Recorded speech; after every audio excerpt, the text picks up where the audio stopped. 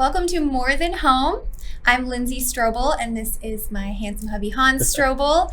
And we're super excited about our show today. We have Rocio Cervantes with the O'Neill Wasaki PC. She is a top family law attorney in Texas, and we're super excited to ask her all kinds of fun questions. But before we jump into that, we have had a lot of clients reach out, given everything that's going on, saying, hey, I want to build my own home. What does that look like? So for 2021, we're offering you guys a free guide, some tips and tricks, things to ask builders, do's and don'ts, things like that. So send us an email, hi@threevinegroup.com. We'll send you out that free guide. Okay, super excited. So let's meet Rocio. She is. I want to get to know you first. Okay. Did you always know that you wanted to be in family law? What's your journey? How did you get here? And you're so young too to be here. Yeah. So what's that story? So I didn't know that I wanted to be in family law specifically until after, law school. But I did know that I wanted to be an attorney fairly young. Yeah. And I had an experience where I met an immigration attorney. She was actually doing my dad's and my family's immigration paperwork. And I was just so mesmerized by the fact that there were so many people that were waiting for her in the waiting room. And that I'm like, she's going to help all of these people. Yeah. And then she was also Latina. So it was easy for me to be like, well, I want to be that person as well, yeah. Whatever she is. And so I put myself on that track where since that young age, I knew that's what I wanted to be. I didn't know how I was going to get there, but that's exactly what I was going to be. Amazing. Mm-hmm. I love that. Very cool. Story. Yeah. So given 2020 and the pandemic and everything, how has that affected your industry, your business specifically? With, everyone kind of had their projections of what was going to happen through all this, but what have you seen? Right. I mean, so there's a lot of us did not as well. We didn't know what it was going to do to our practice, but COVID definitely has opened Pandora's box in the sense that everything has come out of the woodworks. There's definitely divorce cases have doubled for us, and so business is obviously a lot higher now. And I mean, that's a sad thing, obviously, for society as a whole, but it is something that's happening. And it's definitely increased divorces, filings, custody battles. Right. Yeah. I mean, we're seeing it too. Obviously, like sadly, Hans and I being in real estate, we work with a lot of people that are going through this process at some stage. And I think that's some of the questions we want to ask you, real estate related, are sort of the questions that we get from our clients. And I think probably, wouldn't you say, like the most common question we get is, what is the best time to sell our home during this process? Do we call Rocio first and chat it out, or do we try to sell the house first? Like, what's the best? And I know every case is different, but is there sort of like a general response to that question? So it does depend on the facts. A lot of people, it depends if your clients have reached an agreement, then it's a lot easier. If they haven't reached an agreement, then we obviously have to, the process is different. For selling, you can always definitely sell it before you get divorced. I tell clients if we can sell it before or during the divorce, we can do that, or you guys can sell it afterwards. I do advise against purchasing a home during a divorce. Yeah. So that's definitely not. But other than that, is there a way around that? Speaking of, we actually are working with someone, and he's like, I don't want to wait. I don't want to live in an apartment, but I don't have a place to go. Like, yeah, there are ways around it. I mean, and again, it depends. If you guys reach an agreement, then we could draft an agreement, obviously, where it stipulates on there that the new home that someone's going to purchase, is going to be their separate property. But if they don't, then we can always petition that to the court if there's no agreement. So I always tell clients, there's a way to get around whatever it is that you want. Just as long as there's a good communication there, I can figure it out. But there are ways. Yeah. Yeah, and one of the things, so we're obviously very open about our story. We're both divorced, now remarried. One of the coolest things that has come out of that, though, is how many people reach out to us and say, hey, I'm either thinking about this, or this is something that is happening. Like, what did it look like for you? That kind of thing. So from your perspective as the attorney, when is the best time for them to reach out to you? Like, just they had that conversation with their spouse, or they're thinking about it on their own end? When's the best time for them to reach out? Yeah. So a lot of people, I tell them, I've never met your spouse, so I don't want to obviously add fuel to the fire. If me reaching out to them saying, hey, we just filed, is going to make things worse for you, then probably that's not the avenue to take. And so a lot of people just choose different ways. That some people decide to do it. I just want to surprise them. Mhm. I've had people that want to have their husband served on Valentine's Day. Oh, So wow. everybody does things very differently. Ooh. Oh my. But there's a lot of people that say, no, I want to talk with them first and let Yeah. them know I'm going to hire you so that they're comfortable with the whole situation and they don't want to spring it on. But no, I've had my process server one time called me and said, just want to let you know, like, the wife opened the door, led me up the bedroom, and the man was still in bed and had me serve him. Hmm. And so Okay. everybody is very different. Yeah. So Yeah. nothing Yeah. really surprises me now. Oh my gosh, I bet. So on that note, do you have a preference for working with men or women? And like, would your advice to either, would it be different advice typically? It definitely is different advice. I love working with women. I love working with men. It's a different perspective and outlook on their parenting, the way they go about it. I mean, everything. I love both of them. But yeah, it is very different. I mean, the way I would approach a father and then our strategy in court would be totally different than the way I would handle a case with a mom. Mhm. So there are a little more stereotypes with fathers wanting to get primary or custody in divorces or any custody cases. So the approach has to be different for Mhm. sure. Right. Yeah. I think one of the questions I get a lot as well is what are the hidden costs of divorce? Mhm. Is this something that you kind of go over with your client, like, hey, can you afford to get divorced? Is that something? Yeah. Because we actually had a client, a couple of ours, like potentially stay together because it didn't make sense money wise. Right. So is that Yes. something that you kind of have that conversation with them? I do. So we put their salary range there for a reason, and that's also to help us figure out like spousal maintenance, child support. It helps us calculate during the consultation. Mhm. But the way I do it, and I don't know how a lot of other attorneys do it because I'm not privy to their conferences with their clients, Mhm. but in our initial consultation, I want to educate the person, let them know this is the process. I know that there's going to be these many possible hearings. There might be some extra ones, but realistically, we're going to have these hearings if it's contested. And so I walk them through what the process is going to look like and how much realistically they're going to spend. Mhm. And so I tell them on the low end, this is what you're looking at. On the high end, this is what I foresee for your case. Mhm. And so, yeah, it is very different. Not everybody can really afford an attorney. Some people Mhm. are, especially now during COVID times. But even during that meeting, I will send them off to friends that do it cheaper or nonprofit organizations that as well do it. So, Oh, that's really cool. but yeah, not everybody can afford it. Sure. Yeah.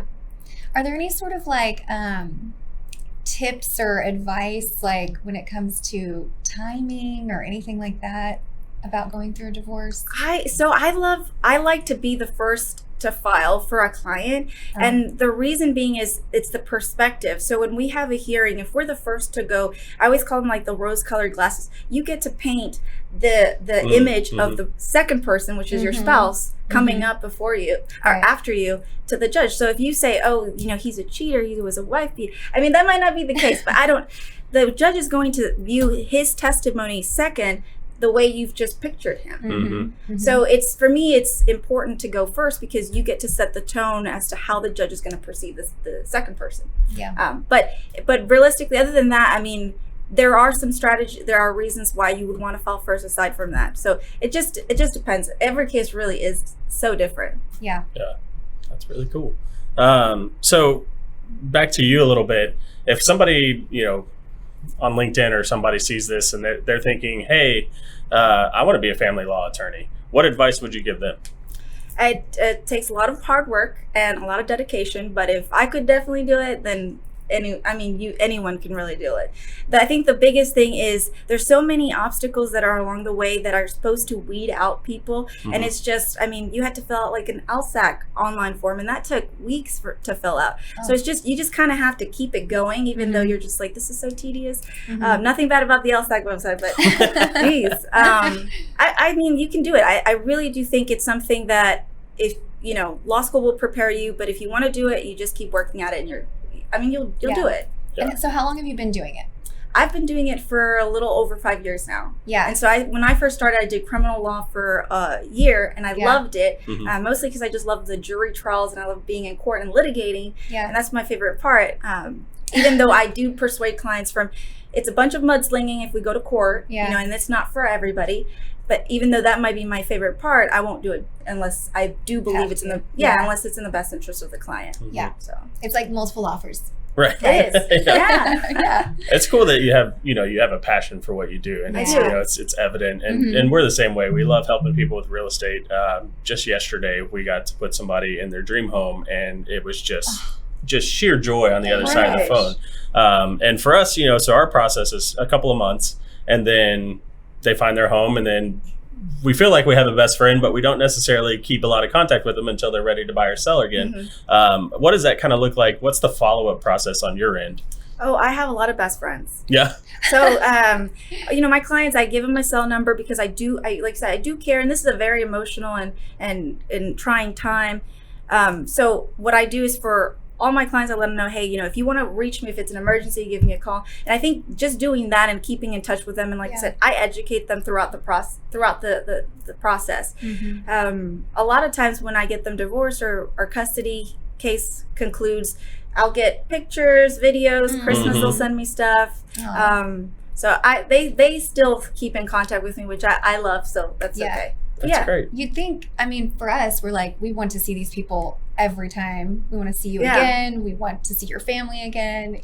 For you, you'd think it'd be like, I don't want to see you I never see you again. Not under these circumstances. And I do tell them that. I tell them, hey, I don't want to see you again. And, they come in, and sometimes they do. They have to come back, and they say, I know you said you didn't want to see me here again, but here I am. So it's very interesting. It's a very interesting relationship in which you do, obviously, you've gone through it. And I always joke with my clients when they come in and it's another divorce. And I've done about 100 of these, so I've been myself divorced 100 times. Through it. Yeah. And it's a long period. With our clients, we shop for houses and get them a house in a couple of months, usually 30 days, 2 months, some are longer. But for you, going through a divorce with somebody, that's a long time. That's quite the relationship, I bet. The longest time I've had a client was for 2 years. That was the longest time.